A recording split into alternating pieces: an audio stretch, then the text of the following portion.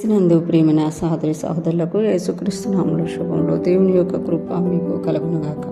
ఈరోజు దేవుడు మనకిచ్చిన మాట 3వ కీర్తన 8వ వచనము. రక్షణ యెహోవాది, నీ ప్రజల మీదకి నీ ఆశీర్వాదం వచ్చునుగాక. ఈ మాటలు మనం 3వ కీర్తనలో చూస్తున్నాం. ఈ కీర్తనలో దావీదు మహారాజు రాసినట్టుగా మనం చూడగలం. దావీదు మహారాజుకు వచ్చిన శోధనలు బట్టి, కష్టాలను బట్టి అనేక మందిని దేవుడు ఏం చేశాడు అని ప్రశ్నించినప్పుడు దావీదు మహారాజు దేవునికి ఎలుగెత్తి మొరపెట్టుకున్నట్టుగా మనం ఈ కీర్తనలో చూడగలమట. ఎలుగెత్తి మొరపెట్టుకున్నప్పుడు ఆయన ఎంతమంది మోహరించినా నాకు ఏ భయం లేదు అని చెప్పుకుంటూ ఈ 8వ వచనంలో అంటున్నారు కదా, రక్షణ యెహోవాది. అంటే ఫస్ట్ కష్టం వచ్చినప్పుడు, శోధ వచ్చినప్పుడు, బాధ వచ్చినప్పుడు, తన చుట్టూ దుష్టులు లేచి తనను హింసిస్తున్నప్పుడు ఆయన భయపడ్డాడు. కానీ దేవునికి ఎప్పుడైతే మొరపెట్టుకున్నాడో ఆయనలో ఒక భరోసా వచ్చిందనమాట. ఆయనలో ఒక నెమ్మది కలిగింది, ఆయనలో ఒక శాంతి కలిగింది, ఒక ప్రేరణ కలిగింది. ఏంటి అది అని అంటే రక్షణ యెహోవాది.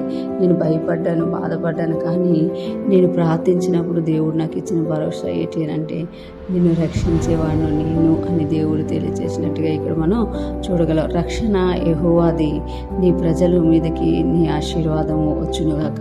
అంటే ఎన్ని కష్టాలున్నా, బాధలున్నా, శోధనలున్నా ఎప్పుడైతే మనం దేవునికి మొరపెట్టుకుంటూ ఉంటామో మనల్ని రక్షించేవాడు ఆయన అనమాట.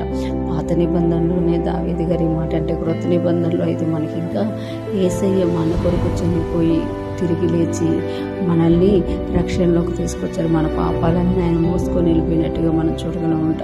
అంటే మనం ఇంకా ధన్యులము అనమాట. అందుకే ఇక్కడ దావీదు గారితో కలిసి మనం కూడా రక్షణ యెహోవాది. ఈరోజు ఎటువంటి పరిస్థితుల్లో ఉన్నాం, మనల్ని రక్షించేవాడు దేవుడు అని మనం ఎప్పుడైతే నమ్ముతామో ఆ రక్షణ మనం చూస్తాం. నీ ప్రజల మీదకి నీ ఆశీర్వాదం వచ్చునుగాక.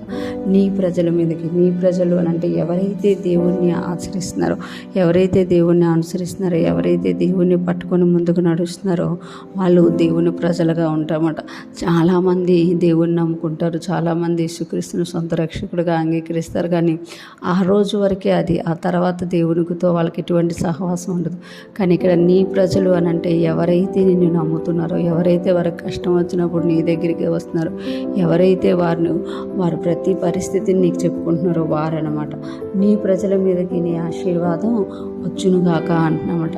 అంటే ఎవరైతే నీ ప్రజలుగా ఉన్నారో, నిన్ను హత్తుకొని జీవిస్తున్నారో వాళ్ళు ఎప్పుడూ ఆశీర్వదింపబడతారు అని ఇక్కడ దావీదు గారు చెప్తున్నారు. ఈరోజు ఫ్రెష్ మనం వింటున్న ప్రతి ఒక్కరూ జ్ఞాపకం చేసుకోవాలి, మన ప్రతి పరిస్థితుల్లో కూడా యెహోవాయే మన రక్షకుడు అనమాట. రక్షణ యెహోవాది, మనల్ని కాపాడే బాధ్యత యెహోవాది, మనల్ని రక్షించే బాధ్యత యెహోవాది. అదే సమయంలో ఆయన ప్రజలుగా మనం ఉంటున్నామా అయితే ఆశీర్వాదం మన మీదకి వస్తుంది. ఈరోజు ఫ్రెష్ మనం వింటున్న ప్రతి ఒక్కరూ కూడా దేవుని వైపు చూస్తూ ఆయన ఆశీర్వాదాన్ని పొందుకొని అన్ని పరిస్థితుల్లో ఆయన రక్షణ అనుభవిస్తూ ఆయన స్తుతిస్తూ ముందుకు సాగిపోదుముగాక. ఆమేన్.